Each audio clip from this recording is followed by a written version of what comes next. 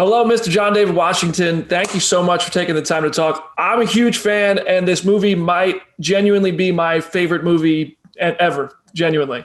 Wow, really? Thank you so much. Thank you. I Cool. am doing my best to sing the praises of this film, and it's an honor to talk with you about it. First of all, my biggest compliment, I think, to the writing and the execution of this film is the way that this complex story, the multi-layered story, the way it all plays out, and the way at the end of the film you have that aha moment so many times over. I want to hear from you. How was kind of the mystery of the time travel of it all, and the complexity of the story revealed to you, and how did you process it? Yeah, it was very important. That's why communication was essential. It was so necessary, daily to track where he was emotionally, where his mental state was at every scene as we traveled through the journey of the protagonist. What I saw, a genre like this, a film like this is so ambitious, because we're dealing with the spy element, we're dealing with action thriller, some drama in there, but sci-fi elements. So you so a lot of times it's like you got to choose one, otherwise you just lose them all. But Christopher Nolan executed it. Only he could do it the way he knows how. And so what was exciting for me was playing a human being because of what you're talking about, the discovery of all that. So that sort of empirical moment at the end, I think I was able to find that because I was playing a human being the entire time. That I wasn't just falling into rules of what a spy is supposed to be, but what a human being would be like, and what kind of spy was he? What kind of person was he? And Chris allowed that. He encouraged that. That's one of the things we talked about early on. Well, man, you did such a tremendous job bringing this character to life. I mean, your performance was fantastic, and your performance was doubly challenging, I think, because you literally had to do some things in reverse. And I've Yeah. watched your training videos. I've seen some incredible stuff that you train for. What is the most difficult physical movement to do backwards? Blinking, maybe. I mean, believe it or not, the blinking. I got a couple notes on my blinking when we were in inverted world, and then yeah, obviously just the throws and the knowing how to catch a punch and evade a punch backwards. The defensive moves became the attack moves. The attack moves become defensive moves. So that concept as a whole just took a while to get a hold of and grasp. Yeah, that sounds like an epic experience. And I don't know if you could see my room. I am surrounded by all sorts of. I got the Infinity Gauntlet. I've got the Dark Knight Yeah. poster at Comicbook.com. We love this stuff, and I don't know if you read the internet and what's on there all the time, but we The fans internet. have cast you in just about everything, man. And I personally, there's a few roles I could think of in those Marvel and DC worlds that you might be fantastic for. I have to ask, have you ever kind of had a conversation about that stuff, or fantasize? Is there one character or franchise you think you would like to get involved with? Yeah, bring them on, man. I never had a conversation. They don't really reach out to me, but I do feel like Tenet, the protagonist, if he fits in that world, I think what Christopher has created is a superhero in some way. So like who can fight, who can fight inverted, So I so hear you, man. that's Well, thank you so much, man. And speaking of that, if there is somehow a sequel to this movie, man, I'm ready for more with you. I'll watch you. I'll follow your journey anywhere, brother.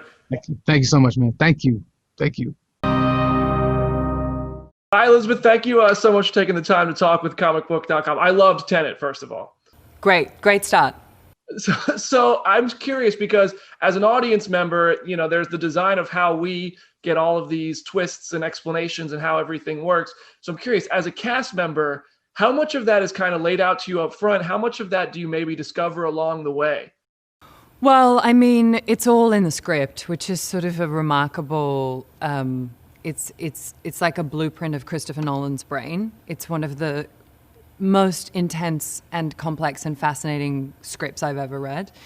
Making it, I have to say, really honestly, making it for me, I had to take it piece by piece and literally sometimes minute by minute. And by that, I mean, sometimes before the camera rolled or someone said rolling, I would then run from my starting mark and I would run to Chris and I would say, which direction? Like, remind me, because I don't want to, So it was sort of like piece by piece for me. But then when I watched the whole movie, I had kind of an experience in a way strangely enough, almost like it was the first time I was seeing them, because it was the first time I was seeing all of it pieced together and sort of going, oh, I see, that's that. And so there was a lot of that for me. That's so cool. It's like a movie you can make and still experience. That's rare. Who from the cast kind of had the hardest time wrapping their mind around it? I'm sure you guys had a lot of conversations, putting your opinions on what's going on and your take, and then kind of landing on what exactly was happening. Who would you say maybe was like, I don't know? I'm not going to dub any. I would say me, number one, going, ugh. And sometimes I would say, you know what? It's okay, because I don't know in this scene. Like, she doesn't know. So I'll let you guys take this. I feel like Rob, because Rob does so much clarifying for us in the film, he really was on top of it. He will love that I said that as well. And then I feel like, in a way, JD, you know, he's our guy, he's our eyes, and he's our brain through the whole piece. And I think that he, if anyone had to hold the entirety of the complex concept at all times in his heart, it was JD. And so I think he probably had the hugest job. Yeah, I can imagine it's a big undertaking. And I mean, you mentioned going forwards, going backwards, and asking which way are we going. You were also involved in some really intense like stunt sequences as well, specifically the car chase scene. And I know Nolan took a lot of pride in doing a lot of things practically, and you can tell, you can see it, whether you've seen the behind the scenes stuff or not, you can tell while watching the movie that this is all practical. How much of that kind of did you get involved in? And like, what was the training like that to be, were there cars moving backwards? Were you actually in there? Like, how did that work? Well, I don't want to give anything away, but what I will say, which is the kind of Nolan golden rule, what you see is what happened, which is kind of nuts. So yes, and I was involved in, so yes, I'll just do it with my hands. And I would say I had an amazing stunt double, Imogen, who's a goddess and amazing. I did a lot of that car sequence. I was really in that car all the time. That's unbelievable. That must have been trippy. Listen, that's a great job. And listen, you have an awesome slate of films coming up for you. But one thing of yours that we are very excited for at Comicbook.com is, of course, the fact that you played Aisha. I know Guardians 3 was at one point getting ready to go. I don't know, like, are you ready to do more of that character? Do you think there's more untapped potential with that character and things you want to see in the future? Do you know if we'll see that? I want to. I love her. I actually really, really loved playing her, and I loved making that movie and working with everybody and James, and it was a really fun job for me. So I hope so. I just think about her golden throne and her golden dress just waiting somewhere in the wings. I would love, even if I just sort of scooch on for a second, I mean, I would love to come back. Awesome. Well, I can't wait for everybody to finally see Tenet. Thank you so much for taking the time to talk. Thank you.